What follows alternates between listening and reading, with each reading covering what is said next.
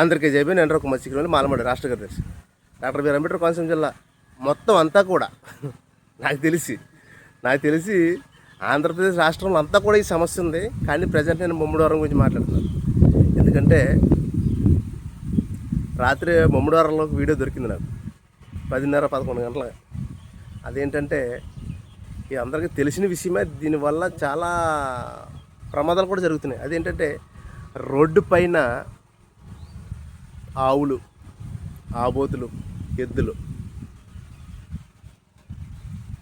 ఇవి మొత్తం సంచరిస్తున్నాయి 9:30 అయిన తర్వాత సాయంత్రం. మరి వీటి యజమానులు ఎవరు? ఈ ఆవులకు సంబంధించిన, ఈ గేదెలకు సంబంధించిన, ఎద్దులకు సంబంధించినటువంటి, ఈ పాడికి సంబంధించినటువంటి యజమానులు ఎవరో వాళ్ళకి అలా సిగ్గు, శరం, మానం, మర్యాద ఉందా అని అడుగుతున్నారు. ఎందుకంటే సాయంత్రం పాలు పితికేసుకుని రోడ్ల మీద వదిలేయడం, మళ్ళీ పొద్దున పాలు పితుక్కుని రోడ్ల మీద వదిలేయడం ఏంటిది? ఎందుకు? మరి పూర్వం నుంచి కూడా మనకు వస్తున్నటువంటి ఆచారం ఏంటంటే ఈ పాడి పశువుల్ని ఒక పశువులు పాకేసి దానికి ఒక గడ్డిమేట వేసి ఆహారం కోసం వీటిని పోషించాలి. మొన్నటి అలాగే జరిగింది. కానీ మరి ఎందుకు రోడ్ల మీదకి వదిలేస్తున్నారు? ఆ పశువులకు ఒక పాకని లేదా నివాసానికి? అవి తినడానికి ఒక గడ్డి కూడా వేయలేకపోతున్నారా? అప్పుడు దానికి మీకు పశువులు ఎందుకు? మెయింటైన్ చేయలేనప్పుడు అమ్మేసుకోండి. మీకెందుకు పశువులు?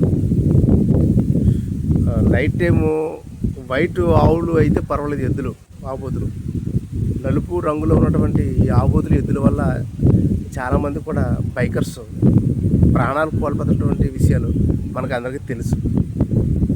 కానీ వీటికి శాశ్వత పరిష్కారం లేదా అని అడుగుతున్నాను. కాటన్కోణలో అలాగే ఉంది, అమలాపురంలో అలాగే ఉంది, రామచంద్రపురంలో అలాగే ఉంది, కాకినాడలో కూడా అలాగే ఉంది, రాజమండ్రిలో కూడా అలాగే ఉంది. చెప్పుకుంటే ఈస్ట్ వెస్ట్ ప్రతి జిల్లాలో కూడా ఇదే సమస్య. కానీ ఈ విధంగా రోడ్ల మీద పశువులు తిరుగుతుంటే ఈ మున్సిపాలిటీ వాళ్ళు ఏం చేస్తున్నారు? ఇదే పశువులు మళ్ళీ నైటు ఆహారం కోసం రోడ్డు పక్కన ఉన్నటువంటి వ్యర్థాలు తినేస్తున్నాయి. వ్యర్థాలు. అదేవిధంగా ముమ్మడివారం మార్కెట్ నుంచి లోపలికి వెళ్తుంటే ఒక డంపింగ్ యార్డ్ ఉంది. డంపింగ్ యార్డ్లో వ్యర్థాలు కూడా తినేస్తున్నాయి. ఈ వ్యర్థాలు తినేసి, విషపూరితమైనటువంటి వ్యర్థాలు తినేసి ఆ పశువు ఇస్తున్నటువంటి పాలను కూడా మనం తాగేస్తున్నాం. చూసా, ప్రకృతి మనం ఏమి ఇస్తున్నామో ప్రకృతి మనకు అదే ఇస్తుంది. మళ్ళీ మన ఇంట్లోని కాకుండా 2 లీటర్లు పాలు ఇచ్చిందనుకో, 1/2 లీటర్ మనం ఉంచుకుని, లేకపోతే లీటర్ ఉంచుకుని ఇంకో లీటర్ మనం కేంద్రానికి వేసేస్తున్నాం. ఈ కేంద్రంలో పాలు కూడా పొల్యూషన్ అవుతున్నాయి. ఈ కేంద్రం పాలు మొత్తం ఏపీ స్టేట్ మొత్తం తిరుగుతున్నాయి, స్టేట్ సెంట్రల్ మొత్తం తిరుగుతున్నాయి. ఈ విధంగా మనం రకరకాల రోగాలు రావడానికి ముఖ్య కారణం మనం కూడా అవుతున్నాం.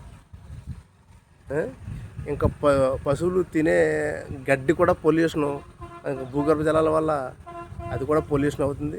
అదేవిధంగా భూగర్భ జలాల వల్ల ఈ బయోమెడికల్ వేస్ట్ ప్లస్ అదేవిధంగా ఈ చెరువులు, రసాయనాలు, ఇంకా రకరకాలుగా భూగర్భ జలాలను కలుషితం చేయడం వల్ల భూగర్భ జలాలను నమ్ముకుని పండుతున్నటువంటి అంతర పంటల దగ్గర నుంచి, వ్యవసాయం దగ్గర నుంచి, ఈ పశువులు తినే గడ్డి వరకు అంతా పొల్యూషన్ అవుతుంది.